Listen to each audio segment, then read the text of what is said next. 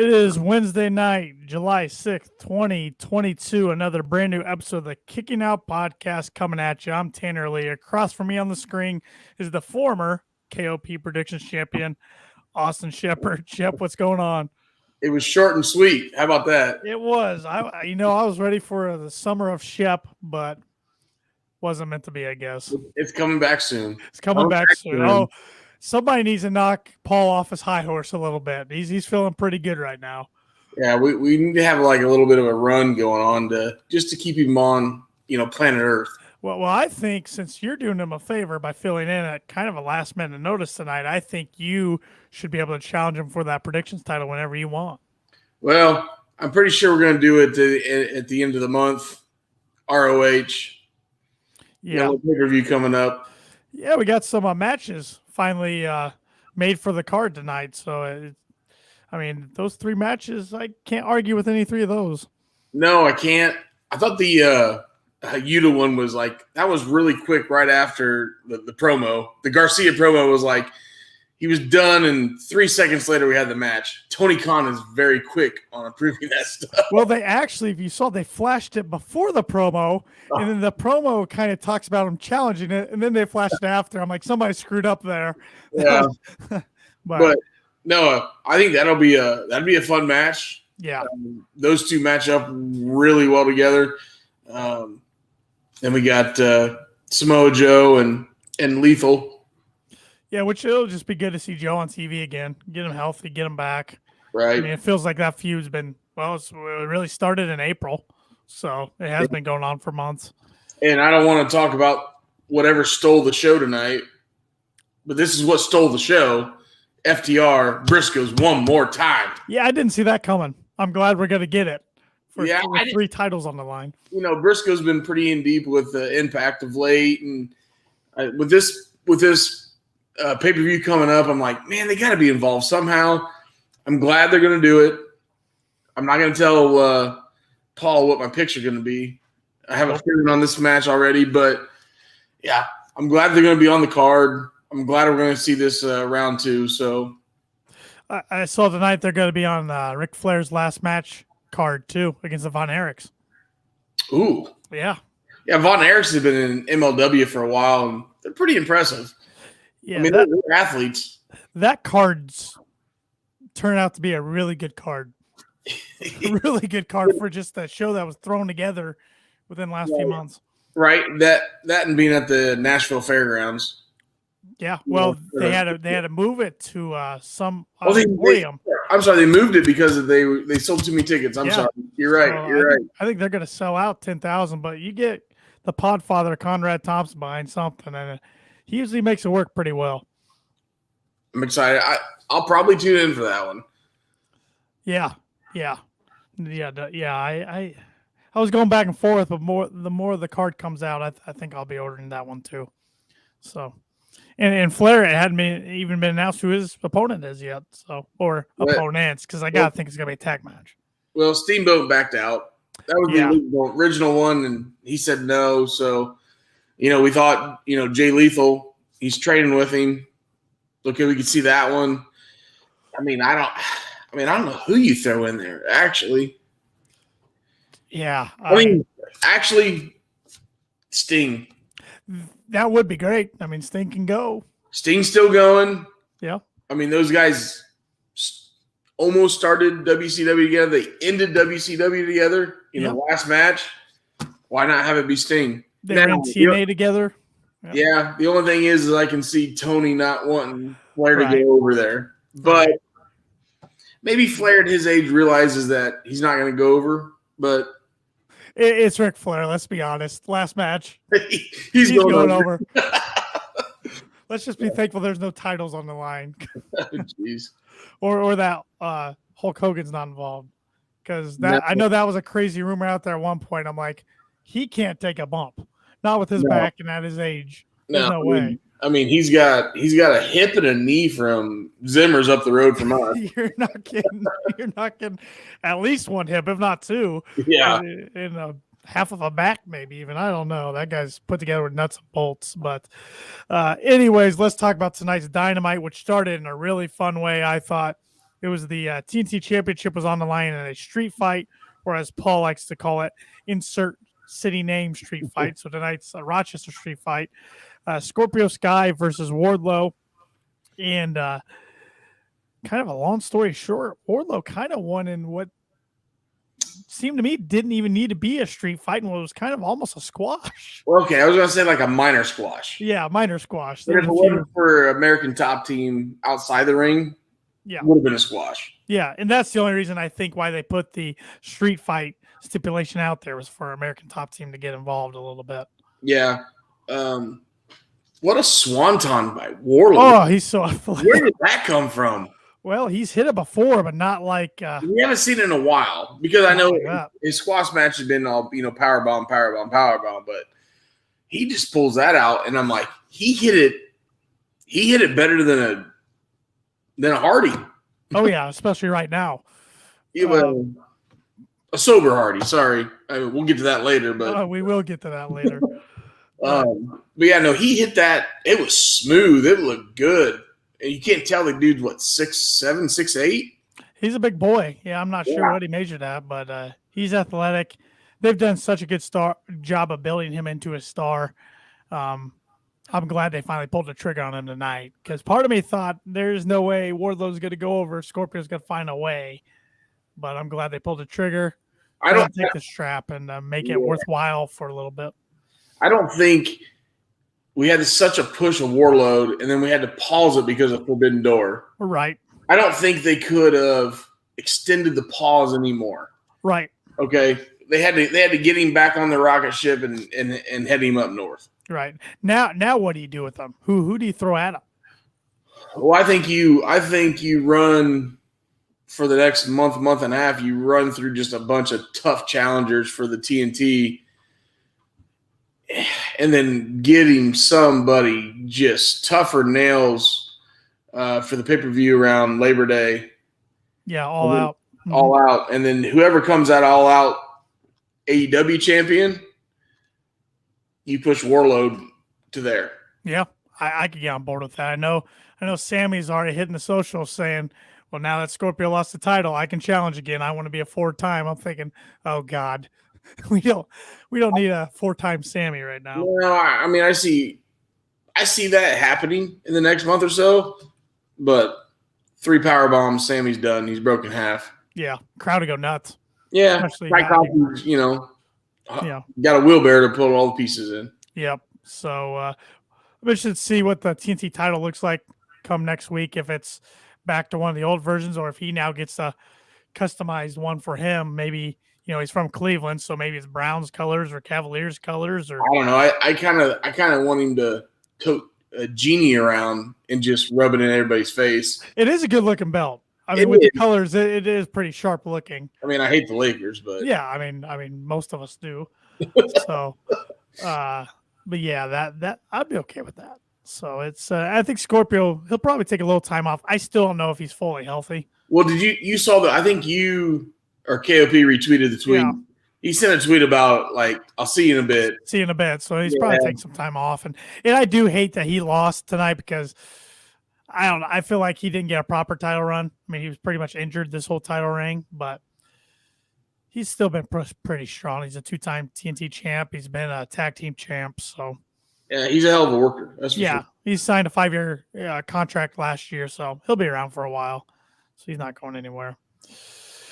After that, we got Moxley backstage cutting a good promo on Brody King. Moxley's good on stick. Every time you get it to him, he gets it done. We can't expect anything less. No. Then we saw Mark Sterling speaking to Keith Lee, saying that Swerve Strickland's a snake, and he has a letter he wants him to sign to get him out of AEW, to take him off the roster. Lee says while they're having their differences, they're still winning, unlike them, and he points to Tony Nese and Mark Sterling. So what do you think about Keith Lee and his usage so far in AEW? I'm okay with it, and this is why I'm going to say I'm okay with it. I feel like the personality / attitude Keith Lee's coming in, he's very laid back. Mm-hmm. Like when he comes out that ramp, he's just so calm and collective. Like, I don't know, it's hard to get into him. Yeah, it is. I'm not taking any way of his ability in the ring because the dude's a hell of an athlete for a big boy. But it's just like, I don't know, it sounds really weird and don't judge. He looks stoned. His eyes are closed. He's just sitting back. It's like, dude, get off the edibles. Sorry. He's just very mellow. He's very mellow. There you go. All right. Yeah. That's more PC than what I said. That's all right. We got no rules here. Yeah, but it's just like I even saw him on oh gosh, what was it? Was it Sammy's vlog? Yeah.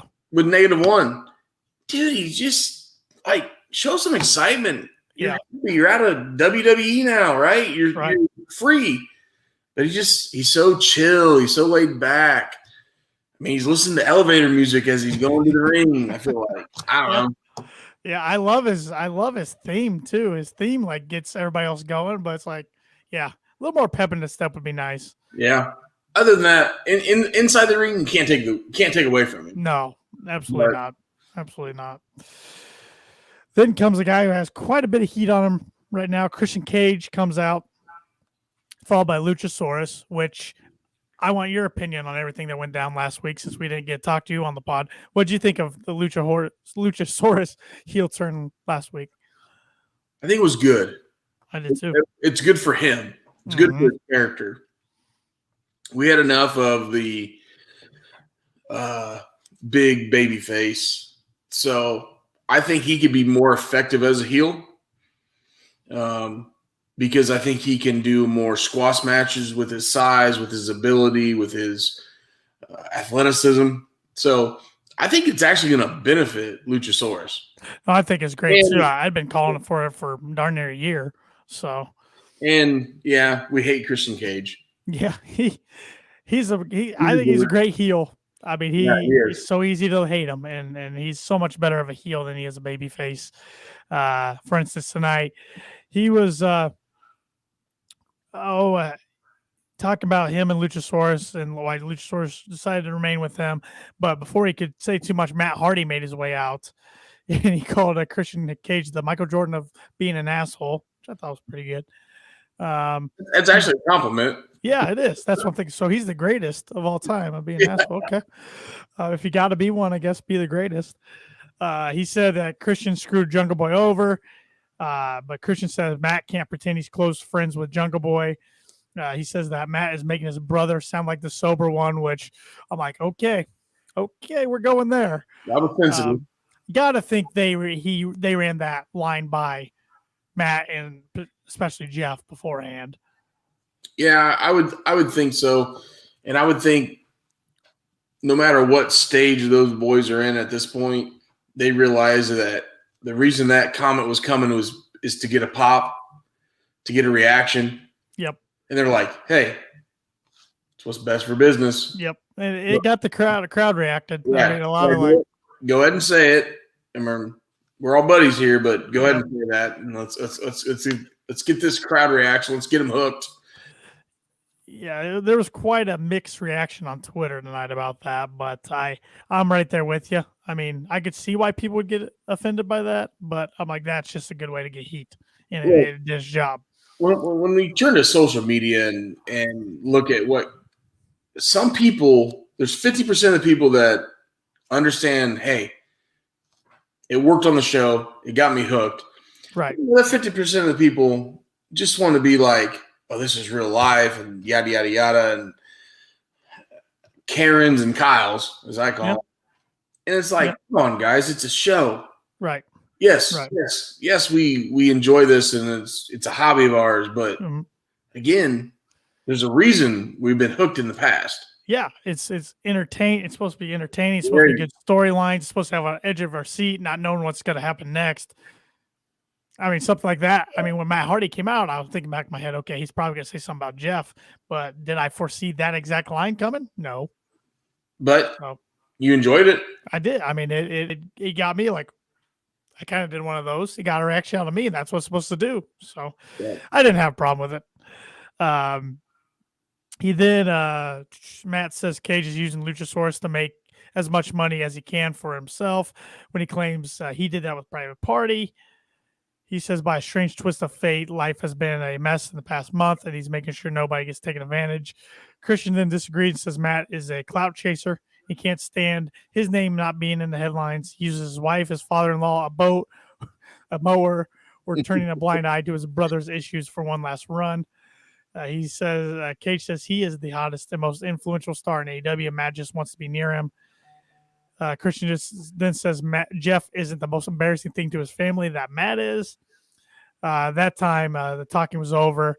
It was a 2-on-1 attack. Luchasaurus connects with a headbutt, then sent Matt into the stairs, which he then followed with a big boot to Hardy as Matt's head sandwiched between the ring post.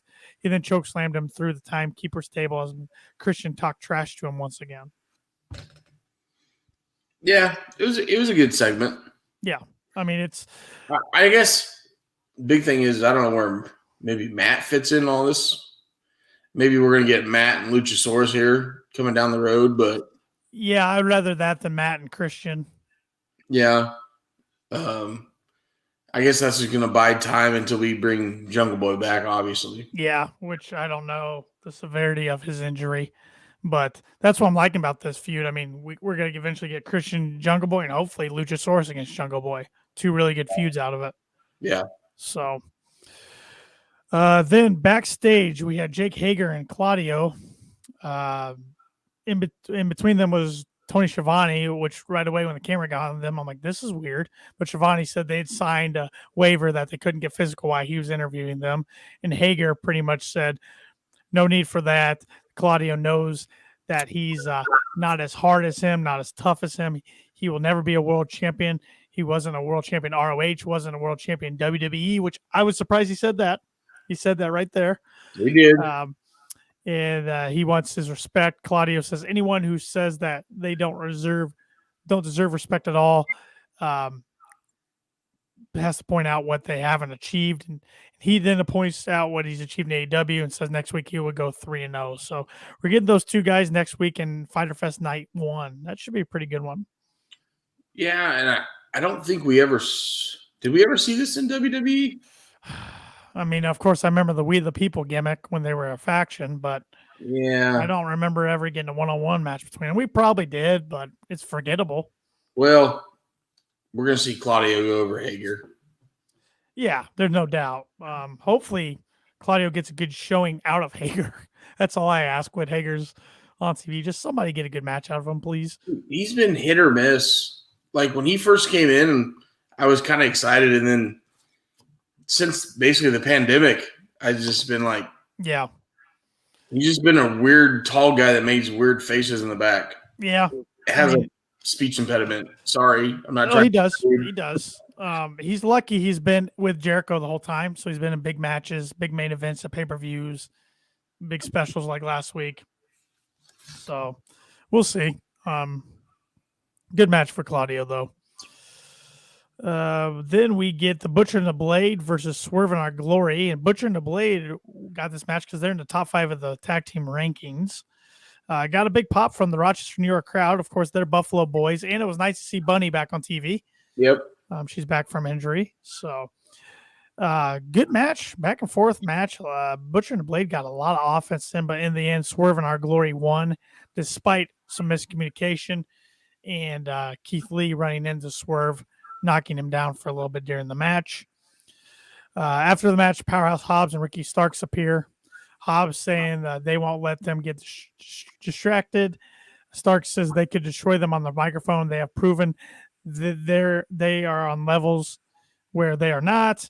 He is sick of them thinking they have a shot at them because they're former WWE guys.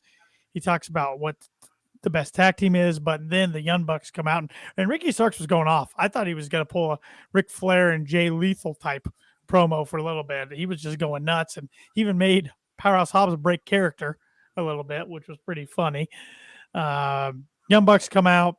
They start cutting a promo, start talking about how both these teams had a great match at Double or Nothing. 4.5 stars. That's great, but that's an off night for the Bucks. They then said both these teams couldn't beat Jurassic Express, and that's something that they just did. Matt says they have a proposal for them, a triple threat tag team match, or triple or nothing, as he called it, for the titles. That led to a huge FTR chant from the crowd. So Nick Jackson had them then point out that they're better than them, and everybody knows it. And then I think FTR posted the standings where FTR is second, right? Yep. Yeah. Oh, they're first. They are first. Well, first contender, sorry, second in line. Right. Second, then we got third and fourth. But right. It's Dax said something like, "We hear you."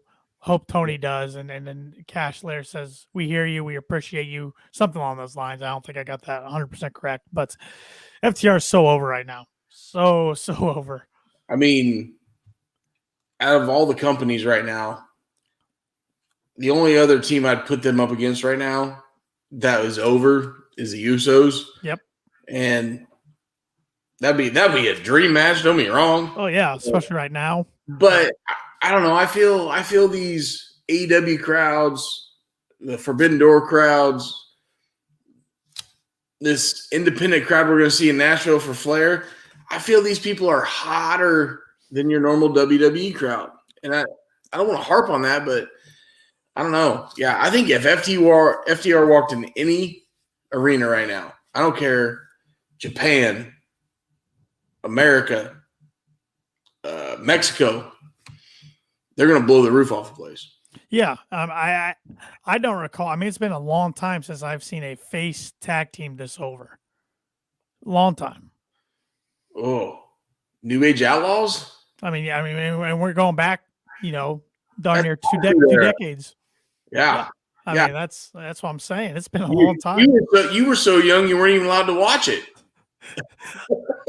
There is some truth to that. There was a little bit of time where my parents were like, okay, this is a little too raunchy for you, but so I had to stick to kind of WCW for a little bit. But yeah, no, that was. I mean, I was young. Yeah, that's saying a lot. If I was young, but it's great when FTR's on TV. It's fantastic. So I hope if I'm Tony Khan, I guess it depends if Punk's ready to go by All Out, but if he's not, I make the main event at All Out.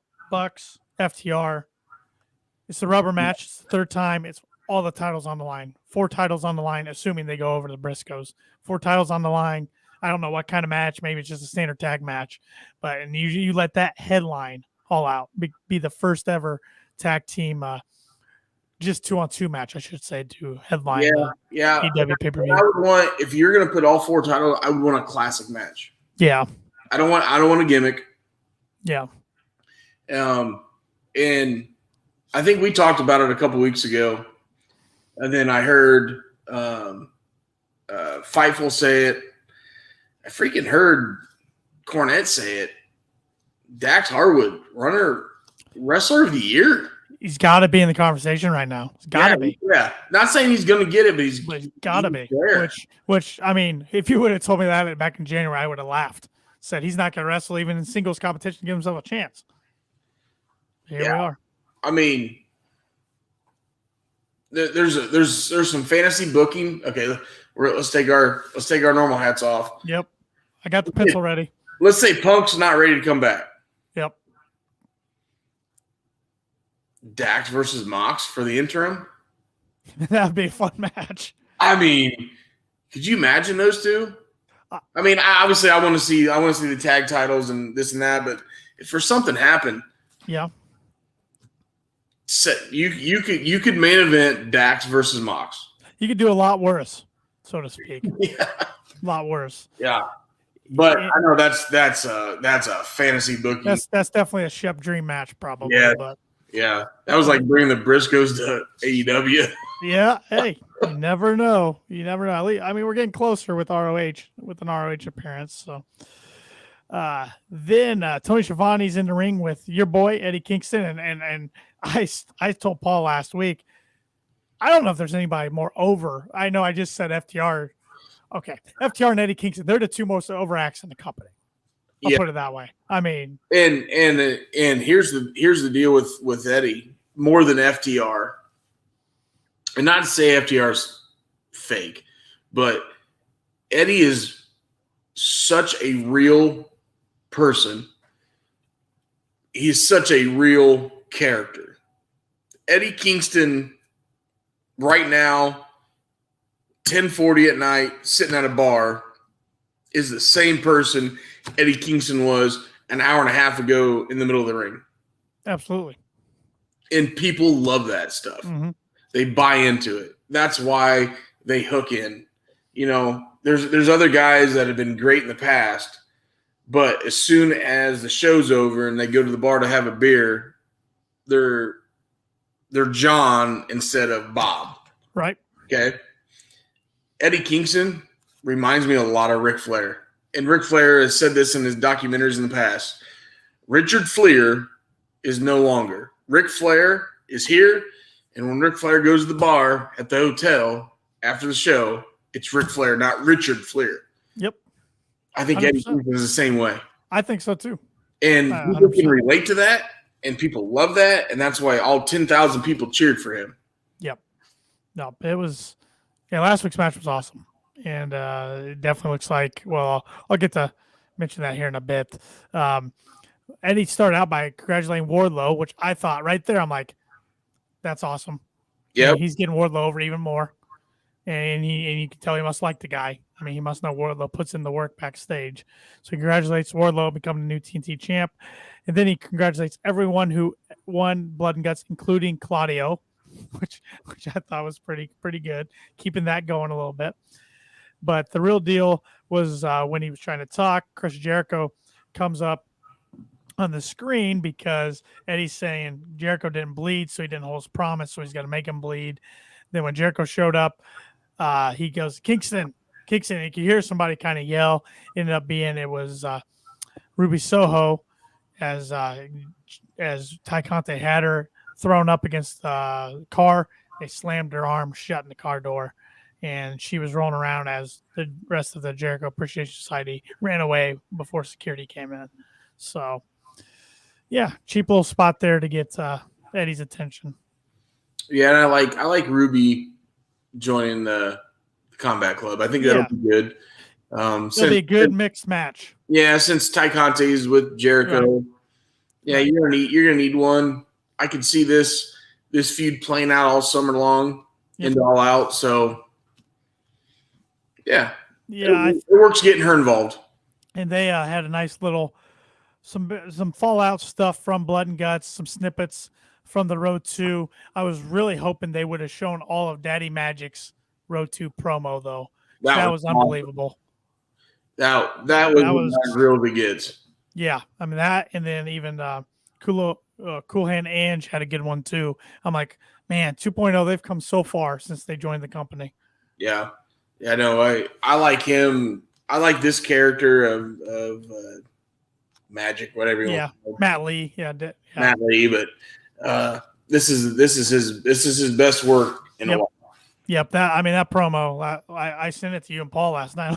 I was just watching. I'm like, dang, that's one of the better ones I've seen in a long time. Yeah, that was just real emotion. We then saw the Dark Order come out, which their music hit. I'm like, this is interesting. We haven't seen them on TV in a while, and they keep losing members. Alan Angels is now out of the company, and he's actually challenging Speedball Mike Bailey for a title over in Impact.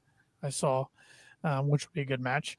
But they come out for the next segment. Negative One's out with them. They got a huge Brody chant. Evil Uno says they have huge news, and he says the fans are what made the Dark Order, and he thanks them for that, which is why the 6 of them are here to stay. Dark Order is forever. They're beginning a new chapter. He then gives a microphone to Negative One. Negative One's about to talk. Before he speaks, QT Marshall comes out saying how long does he have to put up with this charity case? He gets it, but he ain't his father. He takes after his mother. Marshall then says he doesn't need to bring his friends, and he challenges the 10-year-old to a match. But out comes Hangman Page to a big pop. He and Evil Uno start beating up QT Marshall. QT gets thrown in the ring, and the faction all take turns attacking him. Negative One says he would pin him right now, but he's got to wait until he's 19. Yeah. Must be a rule in New York. Yeah. I don't know. It was a fun little segment. You know, something is what it was, and nice to see Hangman back on TV because not sure where they're going with Hangman. I don't know if you watched BTE yet this week. Yeah, I watched a little bit of it. The ending was pretty good. Yeah, the text message that never was sent. Yep. But Yeah, I realize you have to do that because you're in Rochester, Yep. New York, Right. not where we're from. Not Indiana. Yeah, and have a little Brody presence, so I get that. And with -1 coming out, and Right. that kid is getting funnier and funnier. Like I've seen him on the vlog, Sammy's vlog, and stuff like that. So I don't think you got to wait. Maybe in New York you have to wait till you're 19. I don't know. Nick Wayne, he's 16. He's getting ready to turn 17 next week. Right. He's been performing, but I don't know. Yeah, it's good stuff. It was entertaining. You know, it didn't make me turn the channel. So no, me neither. So and like I said, it was nice to see. And I know Paul probably popped for it. He's a big Dark Order guy, so it was nice to see some of those guys back on TV because I think Preston 10 Vance has tons of potential. And I keep waiting for them to give him more TV time on Dynamite and Rampage. yeah. So, and heck, -1 in like a year is gonna be taller than John Silver. So, I mean, I saw him stand next to him, like he's pretty close already. Poor John. Oh, Johnny's over though. He's the meat man. He is. We then got a pretty good match. Penta Oscuro, or that's what he's going by now. He's always gonna be Pentagon to me, but against Roosh. Good match, but I gotta be honest, I didn't like the finish. I'm tired of them ripping off the Lucha Bros masks every week. Yeah. I mean, when Roosh was ROH champion, I mean, he put on some hellacious matches. Oh yeah. So I feel like having Penta and Roosh right now in the middle of a Wednesday Night Dynamite is kind of doesn't do either one of them justice. Oh yeah. And I know we got a ton of talent. Don't get me wrong. Yeah. I get that, but I don't know. Well, Penta's got a lot of losses. It seems like I don't know his official record, but in a row. Yeah, he never really gets the win in the big matches, but you couldn't have Roosh lose on his first Dynamite match. I don't think so. I think the right call was made, and the way he got over was dirty.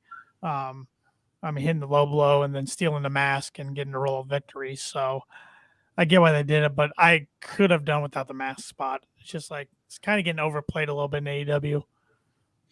Yeah, they always work on those masks, but Yep. Good match though. Good match. I mean, they're both really good in the ring. So. I see that match as a pay-per-view match going 25 minutes, and we're pretty spoiled. Yeah, you're right. We're pretty spoiled. And Tony knows it. I mean, heck, Tony put a match together during the show tonight that we'll talk about here in a little bit. And that came out of nowhere. Yeah, it was he called it on Twitter a standby match because the opening match, the TNT title match, didn't go to its time limit or something. So sure. Backstage, we saw Mark Sterling again. This time he's trying to get a signature from Orange Cassidy. But Danhausen interjects as Orange Cassidy's lawyer, and it leads a match being set up between Orange Cassidy and Tony Nese on Rampage. Yeah, they could be entertaining. Yep. I mean, it'll be a fine match. It's definitely a Rampage match. Yeah. But the only thing with those is like we get no storyline. So no, you don't. And you just got to throw two good athletes in there and they'll put on a show. Danhausen got a good pop from the crowd, like always. Always does. Always does. So we then got the match that was just thrown together: the Gun Club and the Acclaim versus Roughing It and Fuego del Sol. Roughing It is what is his name? His last name's Ruff, of course, and Bear Country. Liam Ruff and Bear Country. That's that team. But the whole crowd was pumped when the Acclaim's music hit. Everybody's ready for Caster's rap. Austin Gunn snatches the microphone from him, gets a big boo from the crowd, gets some heat. The Gun Club and the Acclaim go over as expected, but after the match, the four men are arguing. Gun Club attacks the Acclaim. Billy Gunn's ticked off. He's pulling his sons off. He argues with them, but then he turns and nails Caster with a clothesline. And Bowens wants to be scissored one more time, but instead Billy Gunn hits him with the Famouser. And the Gun Club is back together as it looks like the Acclaim's finally got to be baby faces. Which we need. Yes. With Bowen back. Yeah, with Bowens back, it was time. It's time to pull the trigger on that. I did though think the Gun Club or the Ass Boys, if you want to call them, and they claim fit together pretty perfect. But I get it. Now you can have a nice little feud between the two. Yeah, it'll give them a match or two on Dynamite, maybe a Rampage. But Bowen being back, obviously he had a knee injury, right? He always wore a knee brace when he was in the wheelchair. Yeah, he had a knee injury, and I honestly thought he was going to be out longer than he was. Yeah. I was surprised last week because he had legit surgery a couple months ago. So, yeah, seeing him back was good. Mm-hmm. I think the Acclaim, once we get past the Gun Club, they could be just with Max's mic skills. Oh, yeah. They're being good. Yeah. Yeah, Bowens is better in the ring than Max, but Max, it's hard to touch him on the microphone. I mean, only a handful of people can in the company. Kingston, another Max that hasn't been on TV for a while. Maybe one or two more I'm missing, but yeah, I like the dynamic of turning them babyface. The crowd's ready for it. They're getting big pops every time they come out, so I'm all for it. After that, we got a video package about with Miro talking about Malachi Black. Miro always cuts great video work.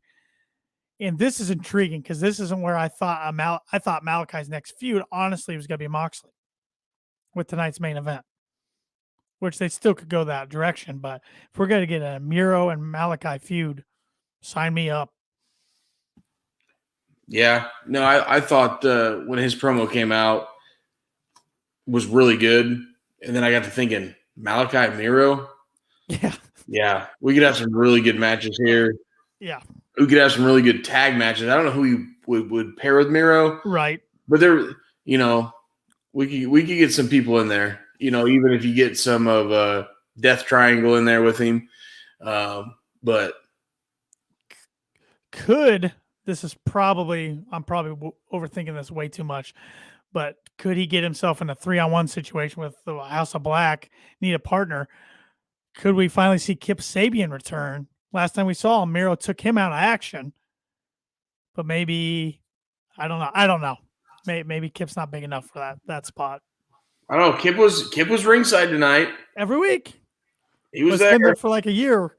Been there a while. I know. I don't know. I'm like, when's this going to pay off, or is it at this point? So, yeah, I mean, I don't know. Kip, I just don't see Kip matching up with those guys well. That's the only thing. Yeah. And I hate to be a size guy because we try to put that aside nowadays. But keep that in Connecticut. Yeah. But, I mean, Alistair's not a small guy. No. We always know how big Miro is. Right. Brody's a monster. And he moves like a freaking freight train. Right. And Buddy Matthews. He's jacked too. He's jacked. He's a little short. I mean, he's taller than John Silver, but yeah. But I mean, just like yeah. I mean, yeah, again, Kip would be fun to get in the mix there, but I don't know. Yeah. But Miro Malachi, I mean, that's gonna be fun.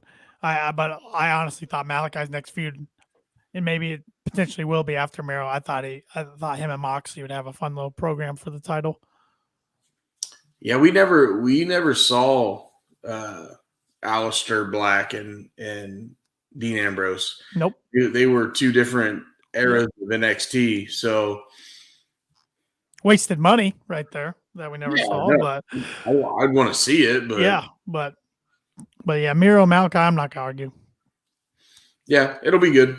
We never saw Miro, and we never saw in them in Connecticut. So nope. Again, two different eras of developmental and whatever. And that's one thing. I'm glad you brought that up because I was talking with a guy last week, and he's a bigger WWE guy than he is AEW. He watches a little bit of everything though, and he was telling me he's like, I'm tired of AEW signing all these WWE guys, and I'm thinking, well, they're still talented guys. If they're out there, you got to grab them, at least some of them.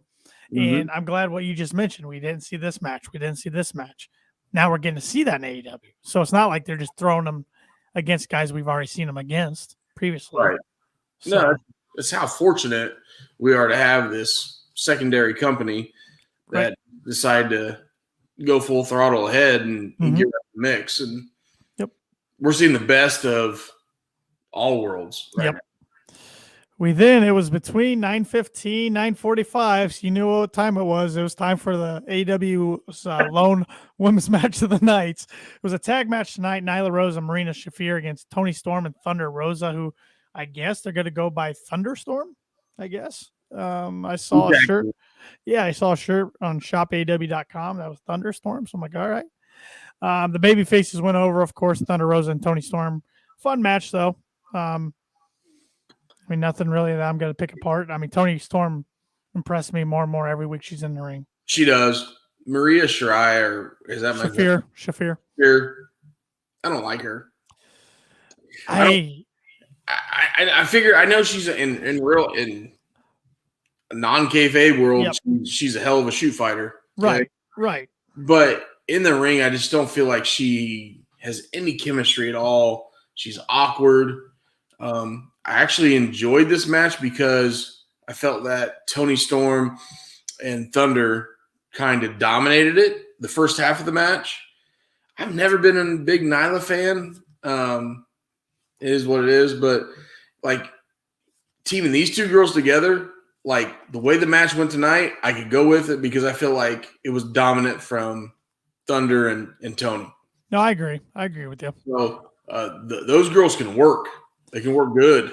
I've never been a big fan of the MMA crossover to pro wrestling world. I mean, there's a couple occasions, of course, but more so it's usually on the male side that I'm okay with. Women's side, I mean, Ronda Rousey, okay. But besides Shayna Baszler, no thank you. Yeah, I haven't. I don't like how in the ring, but outside the ring, it's nothing. Right. The promo skills are the hardest thing for these ladies to get used to. I mean, Ronda's an awful promo. Yeah. I mean, it's almost like Rip Ryerson. Spot on. That's why he gets thrown in water. Yes. Anyway, sorry, that was a cheap shot. Oh, that was a good one, though. I can't wait till he listens to this, sends a text. But no, I agree. Good women's match. Right team went over. And then we got our normal Jay Cargill backstage promo. She's mad at Stokely for giving her an interim baddie who was Layla Gray. He says 3-on-2 is better and it takes a special person to convince a rival to help. But Jay makes it clear if it doesn't work that Stokely is gone. Wasn't it an odd amount, $1,100 to get Layla Gray? Yeah. Like I paid her $1,100. I was trying to think, like, is there something with that amount I'm missing? Like, is there something I don't know? But yeah, I don't know. I just keep thinking, who's gonna eventually take that title off Jade? I mean, is it gonna be Athena? It's whenever they want to move Jade into the main event, right? Or women's championship role against Thunder. I don't know. Yeah. Or you do move her into All Out and have a winner take all type deal. But eventually, and I remember when Jade debuted and she had that match with Shaq as her partner. I'm like, she's not good. She's not good. But obviously this girl has worked her tail off because the more and more in-ring work we see, the better she is. So I'm starting to kind of get on board with her. Yeah, and she can talk. Yeah, I've seen the potential for a while, but now we're finally starting to see the results. So, I got to think of tonight, and I'm glad AEW is doing this. We haven't seen Britt Baker on TV for a little while, and it's kind of nice because I think everybody was getting a little Britt Baker fatigue. Yeah. I mean, what if the women's division for a while? Yeah. What if you bring her back? What if she's the one to knock off Jade and she takes the TBS title? She can still keep that title pretty relevant. Then Jade goes up and goes for the big title. That could work. That way you don't necessarily bury Jade because you look who Jade got beat by. Yeah, the best of the best in the division. So that and the TBS title still stays relevant with the DMD. Correct. So, or if you really want to protect her, but I hate when they do this, you can put it a triple threat and not even have her get pinned. Or there's a fresh release talent out there that's looking to work again. Oh, that'd be great. Oh, I want her in AEW. Yeah. Yeah, she officially said goodbye to WWE in the Players Tribune today. So Yep. yeah, she would be a good one. If she's cleared, they need to make a run at her. Yeah. We then got 2 more matches announced for Death Before Dishonor. That was Daniel Garcia, Wheeler Yuta for the Pure Championship, and then FTR and the Briscoes for the AAA, the ROH, and the IWGP tag titles. So 2 matches that should be banger of matches. The Garcia Yuta match.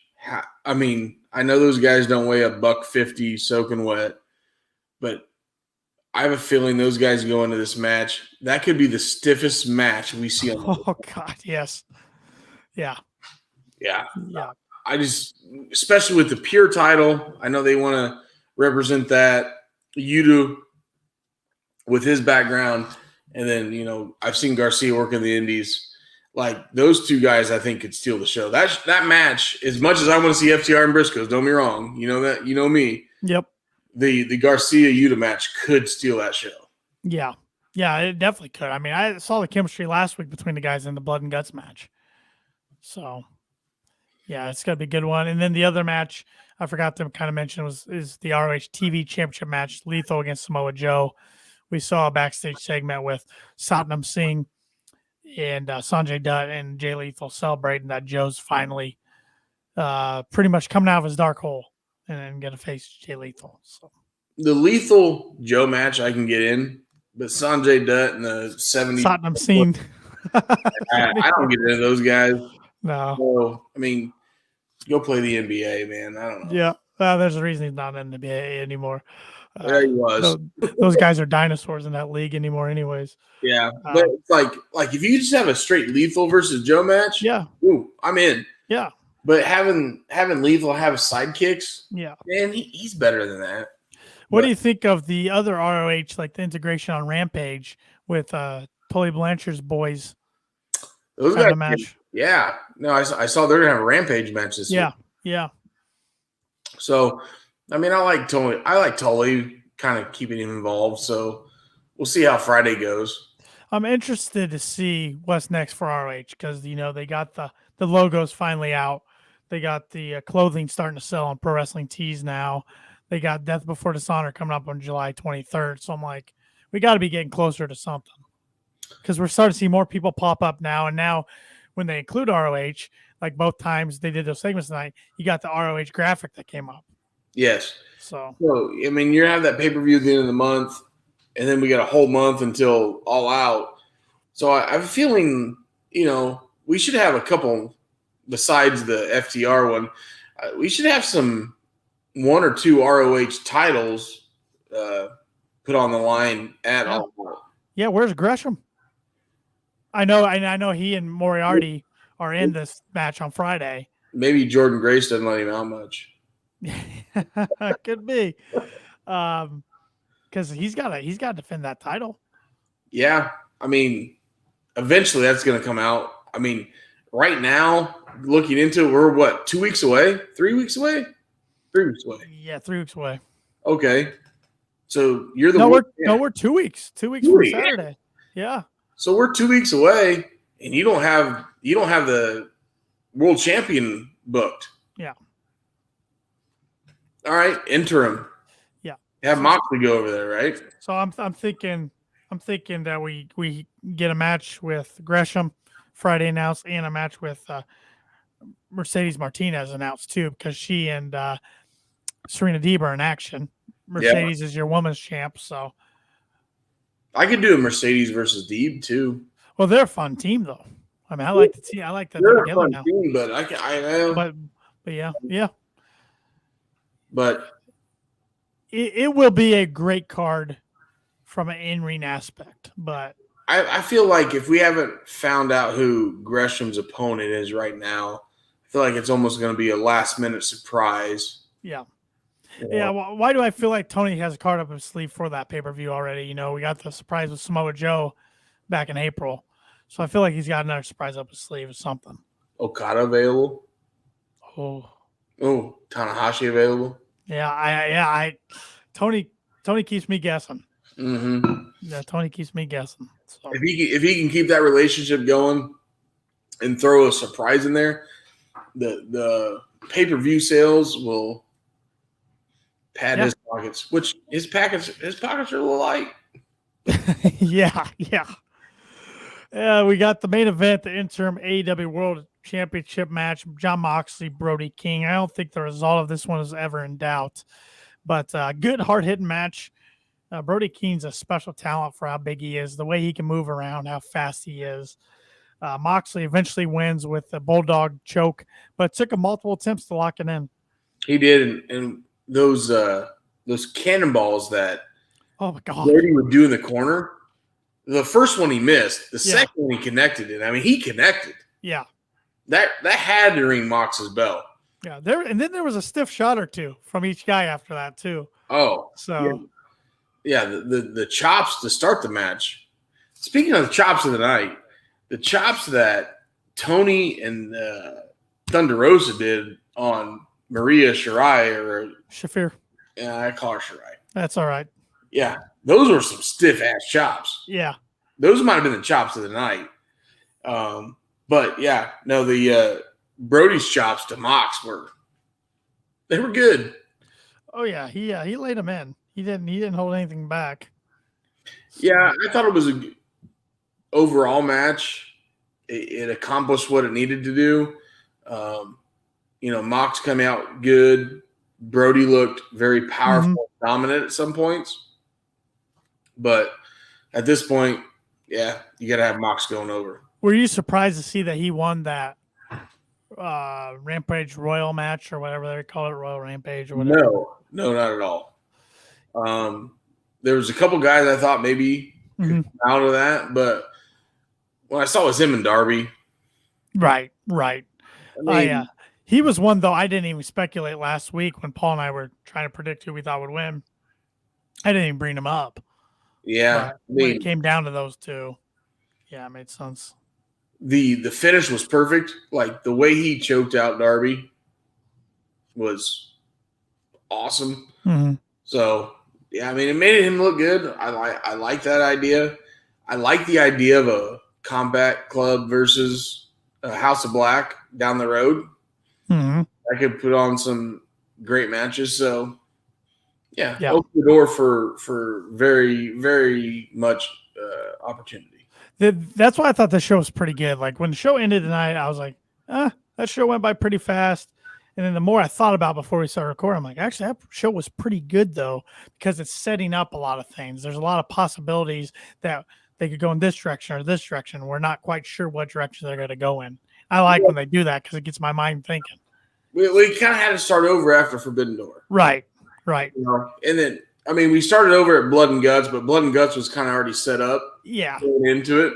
Right. So we had Forbidden Door gone, or Blood and Guts gone. So now it's like, all right, we need to start over. Yep. We need to build up until All Out. So Here we go.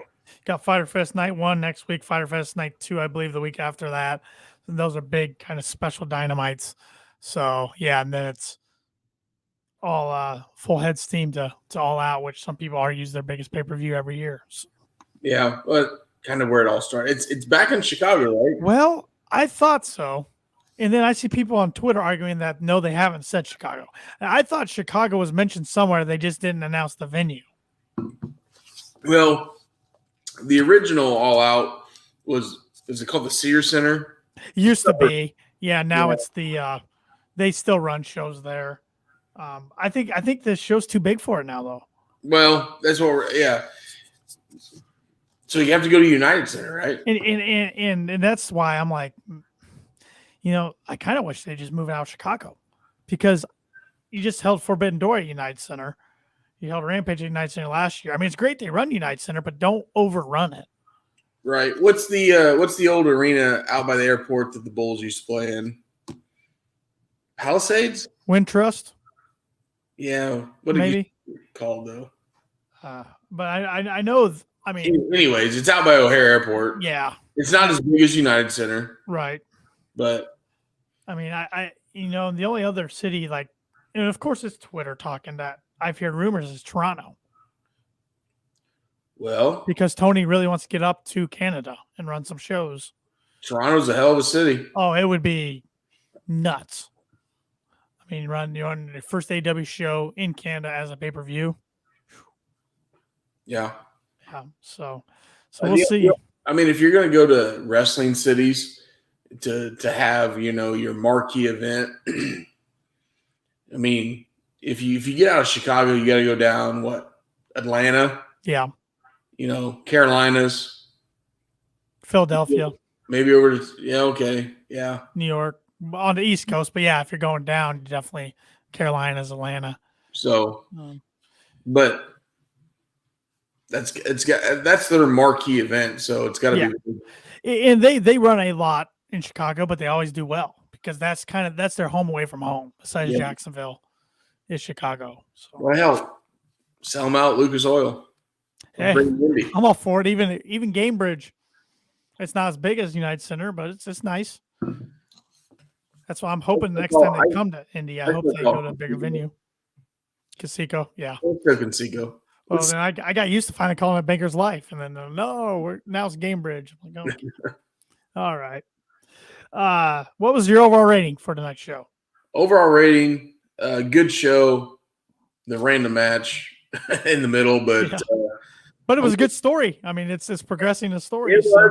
It was. I'll give him a little bonus points for that because I was a little lower, but I'm going 7-1.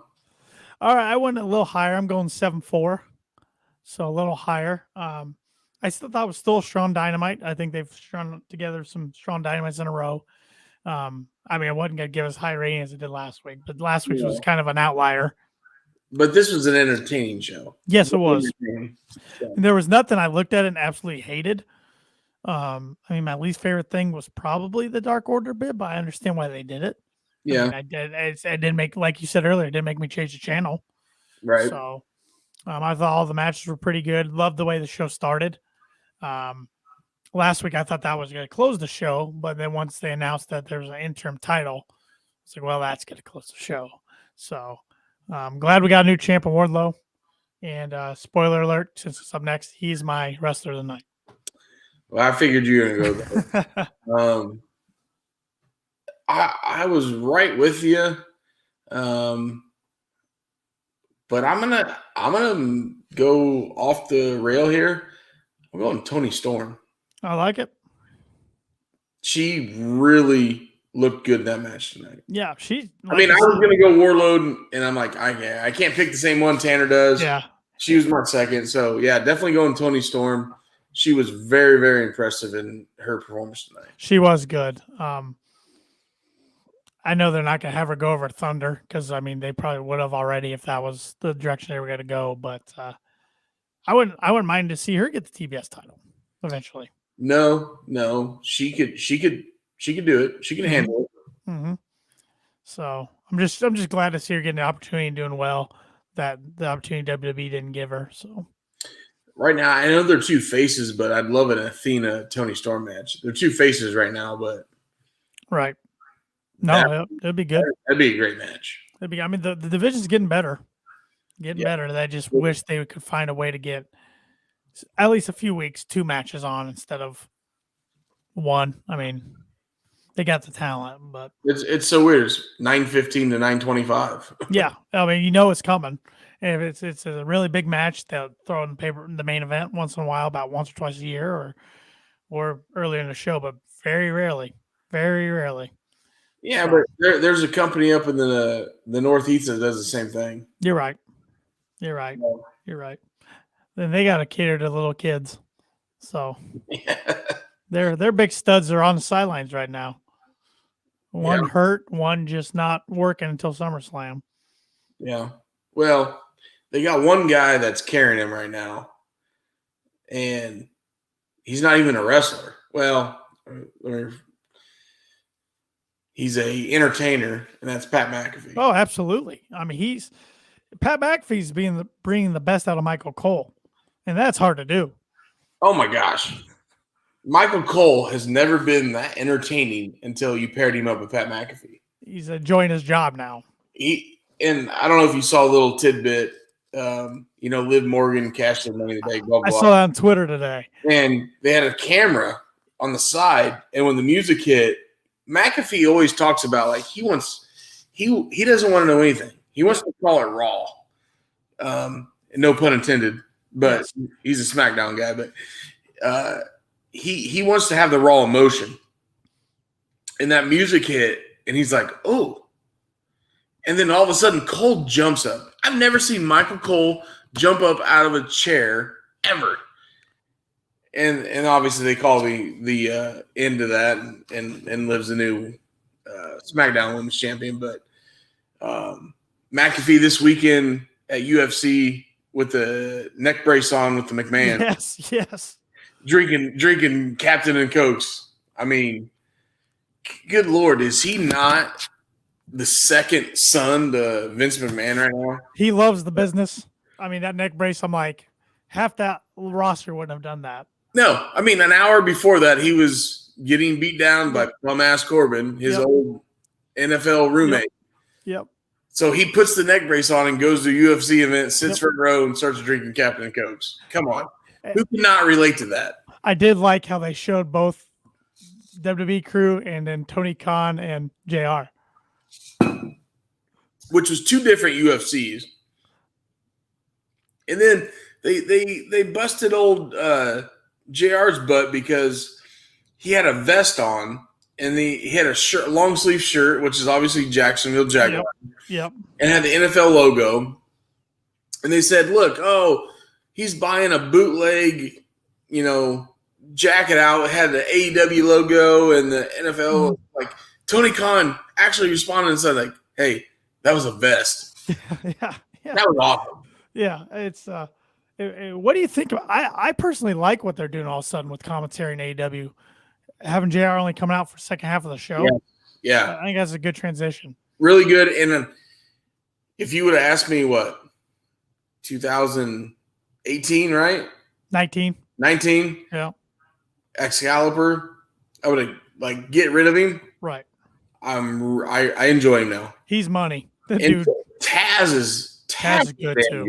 Taz is good. Taz was good in WWF, and then he went to Impact or TNA or whatever. He was good there too. He was good there, but I was just never a fan. Right. But with him and Excalibur together, they're really good together. Yeah, they are. They mesh well together. I'm not being a homer, right? No. But they're good. Then you throw JR in the mix. He's a freaking legend. And Shivani's a legend too. And I love Shivani, but he's kind of the weak link when JR's not there.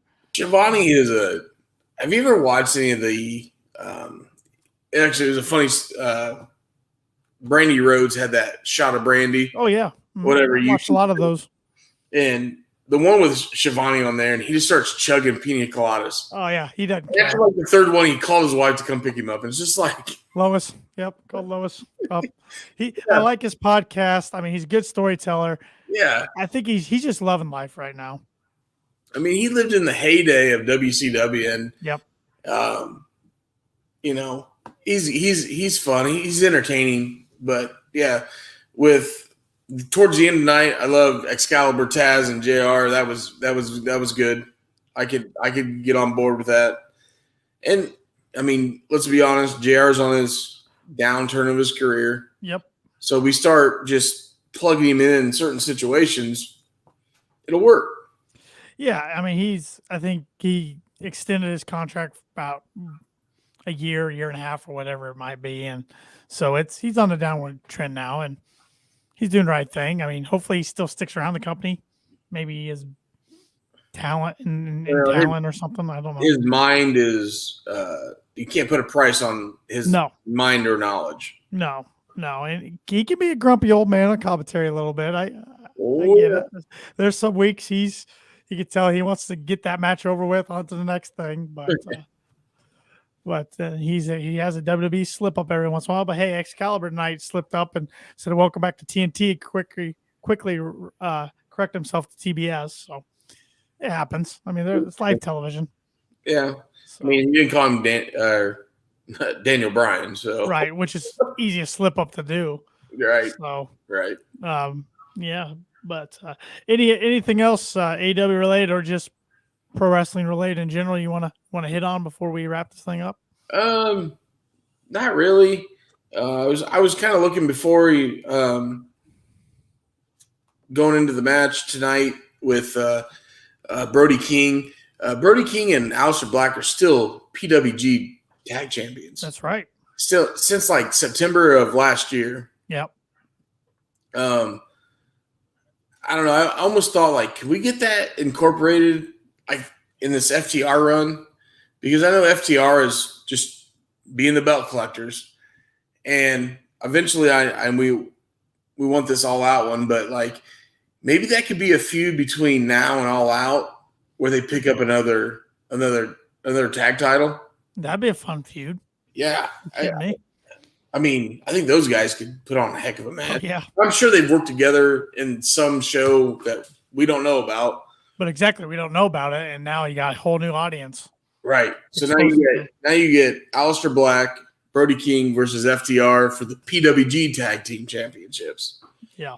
I mean, now you got to have a wheelbarrow to come into All Out to haul these championships. FTR. I don't know. Like, I looked at that, and I was like, man, that could be really – like, you could play up to that. Yeah, absolutely can. So, and I was thinking about today, I'm still dying for Omega to come back. For who? Omega. Kenny. Yeah. He was one guy I took for granted. I mean, he comes out every night, puts on a great showing, great match. I just got so used to it. And then you take him off TV since November. It's like, man, I missed that guy. Mr. Jazz Hands. Yeah. Call him whatever you want. The guy can go in the ring. You know, if you remember, Greg, when we started this, he was like, he was my fourth guy on the Mount Rushmore. Yeah, no, he. Now he's been replaced by Dax by now, but that's all right. I think a lot of people have Dax on there. I mean, my fourth is solid, but that fourth one's just a rotating. Yeah. Hopefully we get him by All Out, right? At least by Full Gear, because that would be a year. Yeah. I want him back healthy. I want Cole to get back healthy because I want him and O'Reilly and Fish, because I want this elite, undisputed elite thing to come to a head and get this trios titles, because that's one title I've wanted for a while, is the trios, because there's so much talent on this roster. Which we had it in ROH, and I could not tell you who the last ROH one was. Let me check real quick. I almost think it was PCO and his little gang there. Let's see.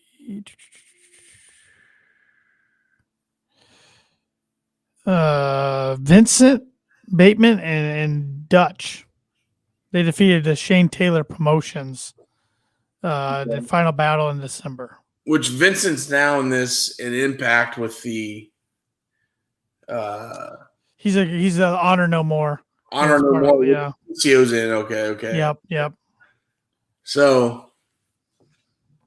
Yeah. There's a lot of potential there for a trios title. Oh yeah, and Tony's, I think it was on Busted Open where he said it, that he's waiting for Kenny to come back to introduce those. So. Yeah.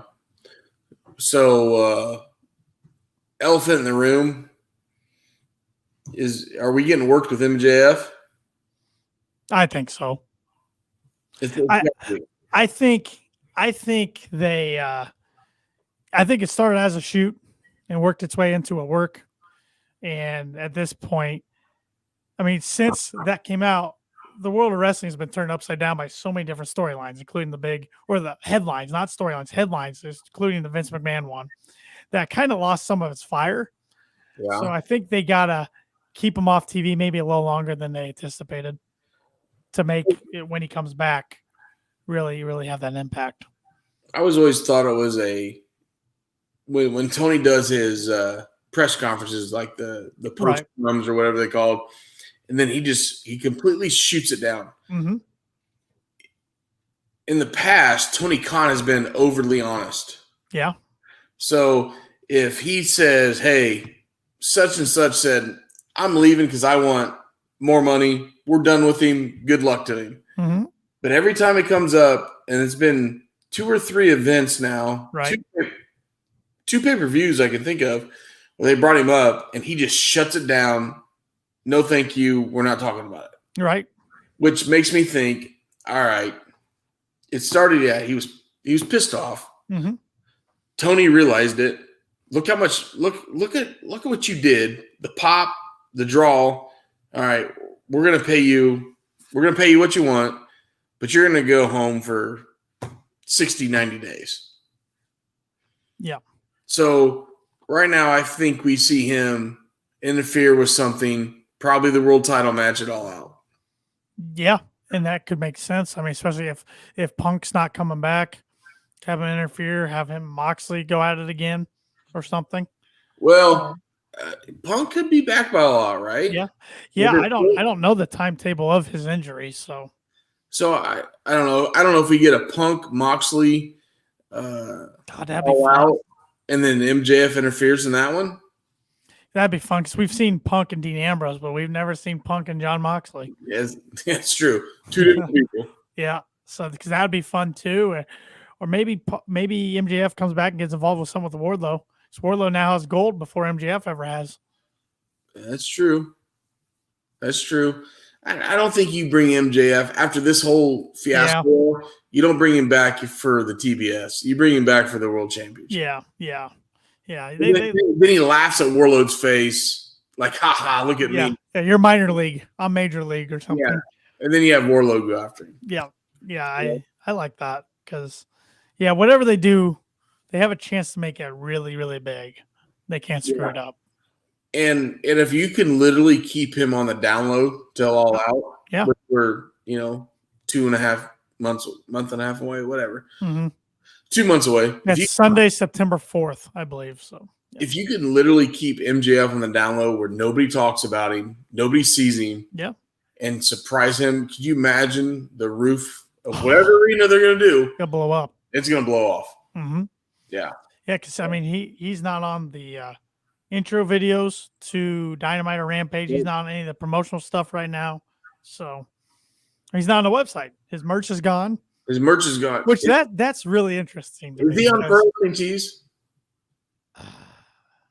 No, I'll check real quick. Because that's interesting to me. Everybody leaves whatever company they want and they immediately go on Pro Wrestling Tees.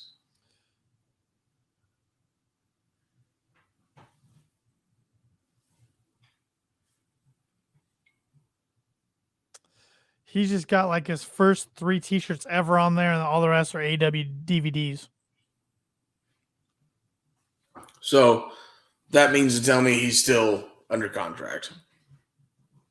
Yeah, but the fact it's a great move by them. I mean, they're saying they're not worried about getting that merch money because I'm sure after that promo, a lot of people wanted to buy his merch.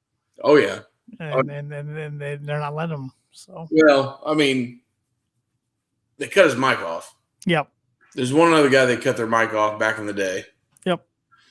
So, and they happen to work a lot together. And Punk wants to work with him. Yep. So, I still, and I know I don't know if you heard me say this last week. I still think, after hearing the Eddie Kingston reaction, that he has to be the one to take the title off Punk, even if it's just for a short term. What about taking the title off of Mox? Ooh, kind of a stab him in the back type deal. Not so much that, just hey, look, we're boys, but I like to fight. Yeah. I like to fight, and I want what you have. I can get on board with that. Even though I saved your butt back during the fireworks show. Oh God. Even though I saved your butt then, I still want you what you have, and it's business. We're still going to be boys after this, but I'm going to beat the living tar out of you. That kind of promo. I could get on board with that. I think because I just think with his age and he's so hot right now with the crowd, you have to give him even if it's a short title run, you got to do it eventually.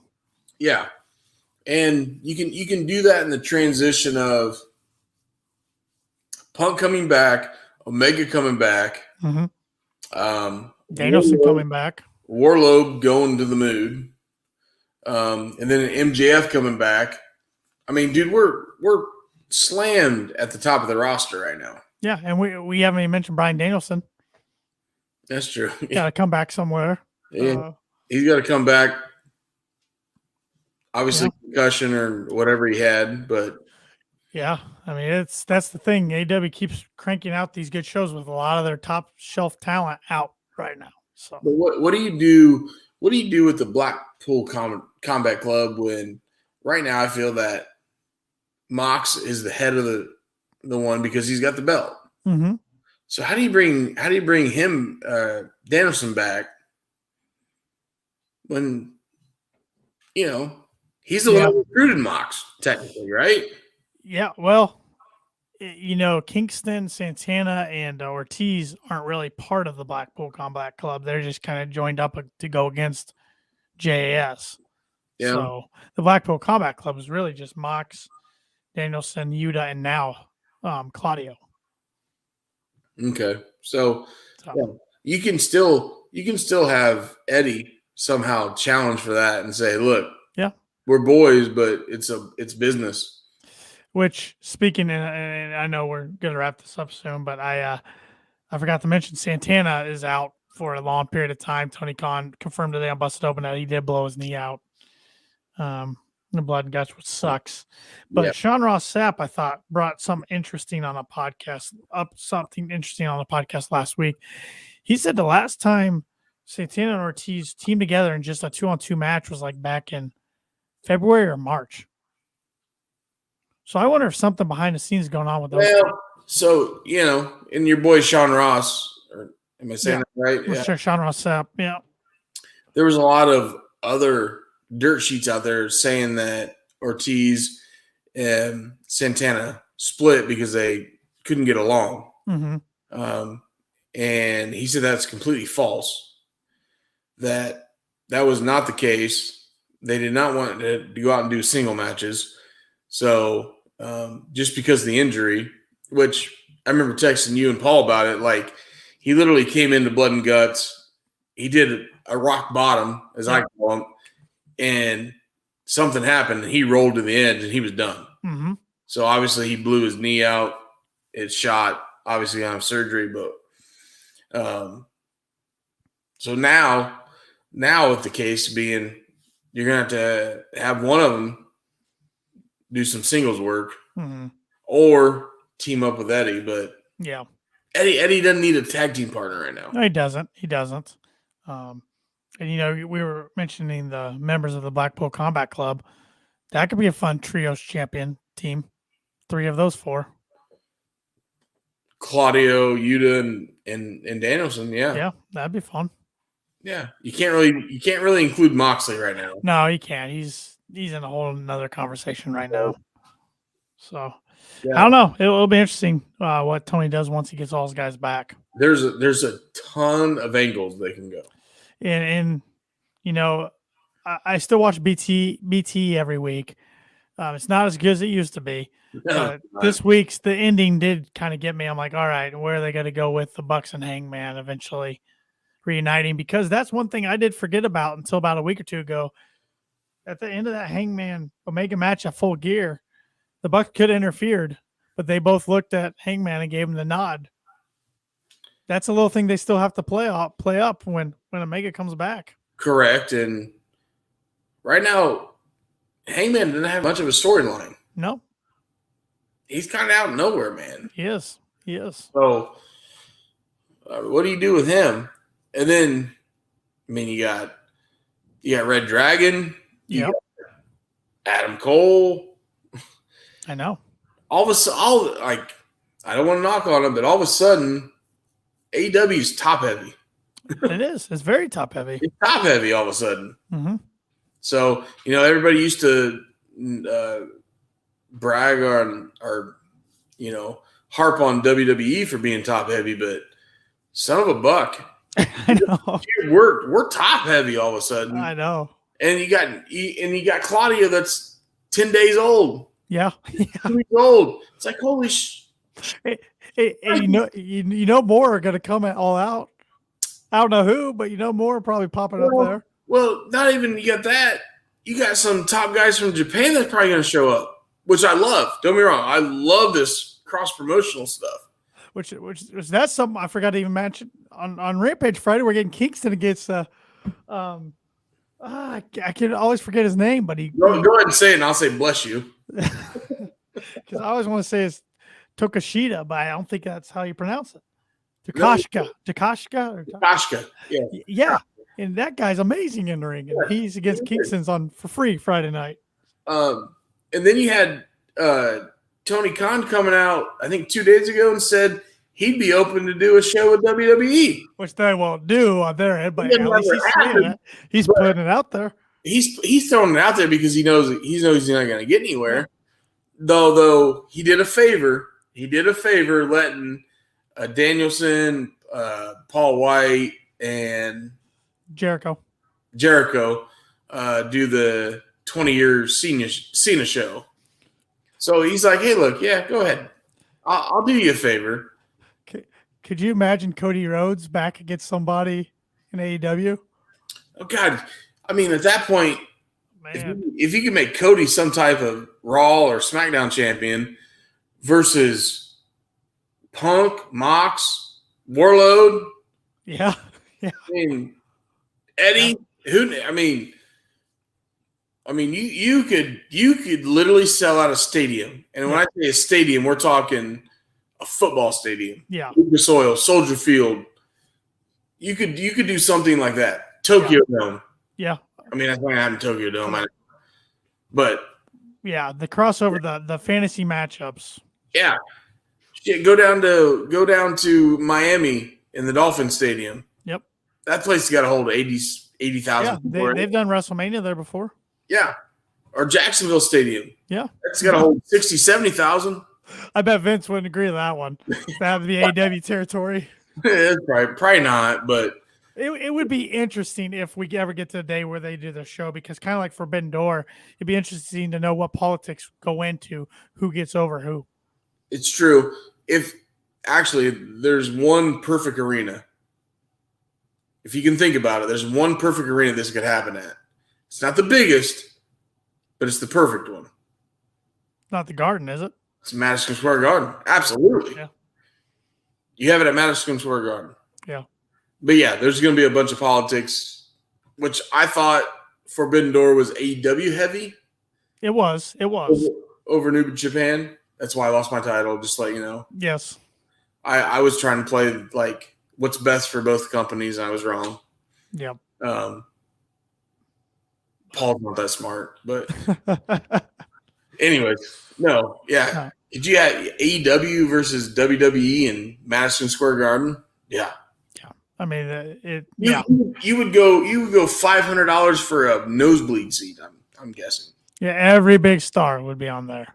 Yeah. Reigns against Omega. I don't know who you put Lesnar against though. Wardlow. Yeah. Yeah. Can we get Usos versus Bucks and FTR in a triple threat? Why not? I mean, back 2 years ago, I remember we were talking about we weren't talking about it, but Busted Open was talking about top tag teams, and they were talking about GOD in New Japan. Yep. Okay. And they kind of came over to Ring of Honor and worked with the Briscoes, but at the time it was GOD, Briscoes, Bucks, Usos. Right now, we could have something like that if Vince would open his mind. Mm-hmm. Vince is very open-minded. Yeah, he is. But I'm just saying, like, God, you realize how much money you could draw if they could put their stuff aside. Like I said, you could put them in a stadium. I know MSG is a little smaller than a stadium, but the history there is amazing. Yeah, the history's there. You could put them in a big venue and you could sell it out on a tag team tournament and not even care about the main events. But yeah, maybe someday we'll see. But it's interesting that TK came out and said he'd be willing to do something. So. Which is smart on his part. It is. In the back of his head, he knows it's not going to happen. Yeah, but just with him saying that, he doesn't look like the bad guy. So no, with him saying it gets everybody talking. Yep. I mean, we just rambled on for the last 15 minutes about it, so got us talking. trash talking. So. He wins. All right, I think that's going to do it for this week's episode. Thanks for everybody for listening. Thanks for watching. Hit that like button, that subscribe button, that follow button, wherever you want to like and follow us and subscribe to us on social media. We're across the board there at Kicking Out Pod. Give Shep a follow at the Shep27 on Twitter. I'm at TannerLee92 on Twitter. And if you want to give Paul, who decided to take the night off, a follow on Twitter, it's at Paul Zartman921. And I don't think Paul's going to be back next week. I think you're going to be stuck with Austin and I again. You're stuck with me next week, too. So we will see you all next week. Have a great week. All right. Peace.